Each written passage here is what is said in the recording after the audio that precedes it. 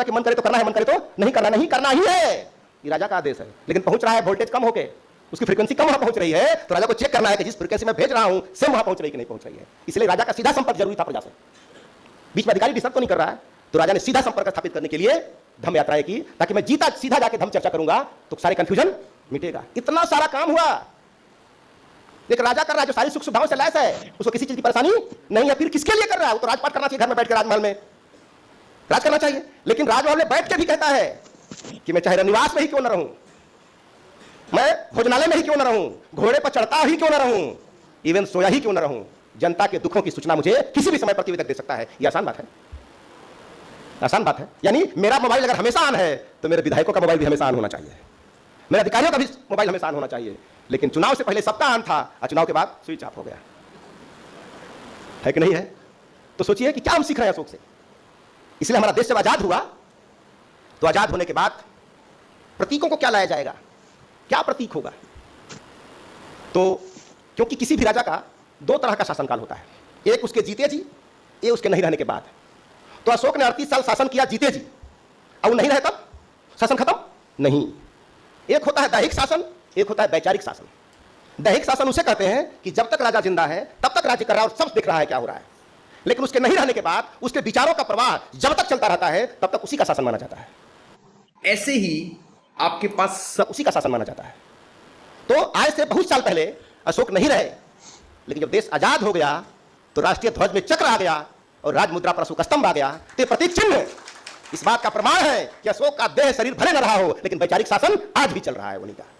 लेकिन फर्क इतना ही है कि अशोक चक्र को हमने स्वीकार कर लिया, लेकिन अशोक के चरित्र को हमने स्वीकार अब तक नहीं किया है। अगर चरित्र को भी स्वीकार कर लेते तो कोई पड़ोसी देश हमारा दुश्मन नहीं रहता, क्योंकि अशोक ने पहली बार कहा था कि वसुधैव कुटुंबकम, पूरी दुनिया हमारी परिवार है। और परिवार कहा ही नहीं, जैसी करनी बामन करनी सब एक समान थी अशोक की। कहा अब श्रीलंका उनका परिवार था क्या? वहां उनके बिरादरी के लोग थे कि उनका देश है, तो बेटा बेटी वहां क्यों भेजा? वो बेटा बेटी वहां क्यों भेज दिया भाई? बहुत सारे भिक्षु संघों को बाहर क्यों भेजा? इसका मतलब पूरी वसुधा को अपना परिवार मानते थे, तो वसुधा में जो मेरी संपर्क में आता है वो सबका कल्याण होना चाहिए, इसलिए वेल प्रशिक्षित करके बौद्ध भिक्षुओं को वहां भेजा, ताकि वो धम्म का प्रकाश वहां तक पहुंचे जहां तक नहीं पहुंचा है। किसके लिए वो कर रहे थे? भारत में थे ही, बाहर क्यों भेजे जम्बूद्वीप के बाहर?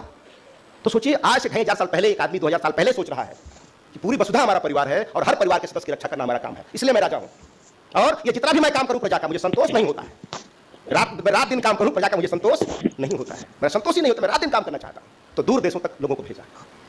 अब कुछ लोग आज नाटक करते हैं कि पूरी वसुधा का हम तो वसुधैव कुटुंबकम के अनुयायी हैं। अरे यार, जो अपने भाई को भाई नहीं माना, जो अपने ही भाई को अपने ही भाई को छूत माना कि तेरा छुएंगे नहीं, तेरा छुआ खाएंगे नहीं, जो अपने ही भाई को भाई मानने को तैयार नहीं है, वो पूरी वसुधा का परिवार मानेगा। ये नाटक नहीं तो क्या है? ये नाटक है और कुछ नहीं।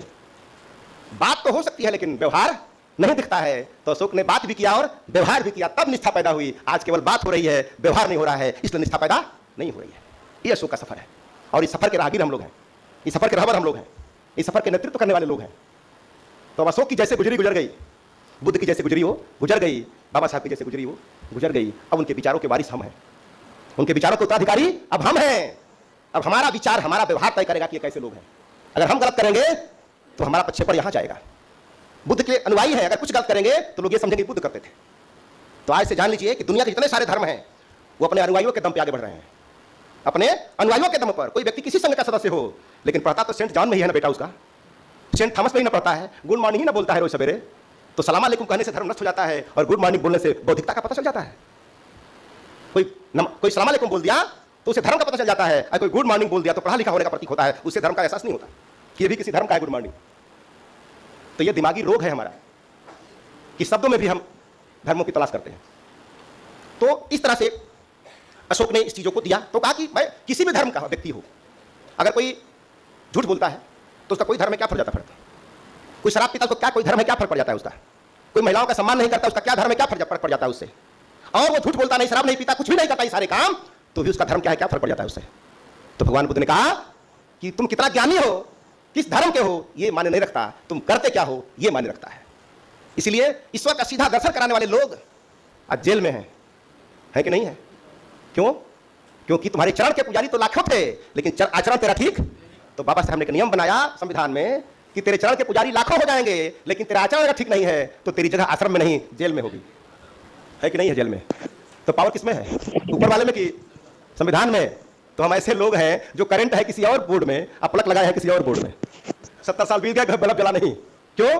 कि इससे पूछता हूं कि भाई तेरी जिंदगी पढ़े लिखे लोगों से तेरी जिंदगी कैसे चल रही है, तो कहता ऊपर वाली कृपा से बड़ा अच्छा चल रही है। क्या आदमी है रे भाई, ऊपर वाली कृपा से अच्छा चल रही है। मैं बोलता हूं तू लात खाता था तभी ऊपर वाला था, तू जब लात खाता था तभी ऊपर वाला था, अब तू लात नहीं खा रहा है, इसके लिए तू ऊपर वाली कृपा मानता है, इसलिए तेरी बौद्धिक विकलांगता इससे ज्यादा क्या हो सकती है। तो सोचिए कितना पावरफुल चीज हम लोगों के पास है, लेकिन उधर ध्यान नहीं है। हम लोग जाते बोलते हैं कि अरे भाई तेरा हीरो इधर है, तेरा ध्यान किधर है? तो तेरा हीरो इधर है और तुम्हारा ध्यान किधर है? ध्यान को इधर ले आओ जहां तेरा हीरो है।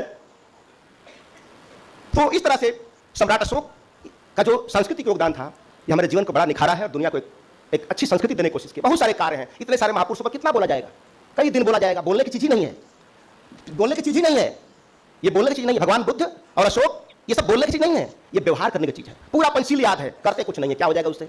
कोई आके मेरी तारीफ है, डॉक्टर साहब बड़ा अच्छा बोल रहे थे, अब मैं अच्छा बोला, तेरा क्या भला इसमें होना है? अगर मैं अच्छा बोल रहा हूं उसमें आपका क्या भला होना है? कुछ नहीं होना है। आपका भला तब होगा, मेरा भी भला तभी होगा जो मैं बोल रहा हूं वो करूंगा, और आपकी भला तभी होगा जो सुन रहे हैं वो करेंगे। यहां किसी का छूट नहीं है कि बोलने वाला का छूट है और सुनने वालों को छूट नहीं है, सबको वही करना है। ठीक है, तो बहुत सारी बातें हैं। तो सम्राट अशोक को हम लोगों ने धीरे धीरे धूल के पन्ने जो उस पर चढ़े हुए हैं, उसको हम सब लोग हटाने की कोशिश कर रहे हैं, आप भी कोशिश कर रहे हैं, सारे लोग प्रयास कर रहे हैं करने का। निश्चित रूप से एक आस्था के साथ, एक श्रद्धा के साथ हम लोग लगे रहे बिना आबाद गति से, तो एक दिन समय ऐसा आने वाला है कि जैसा आप चाहते हैं वही आने वाला है। बस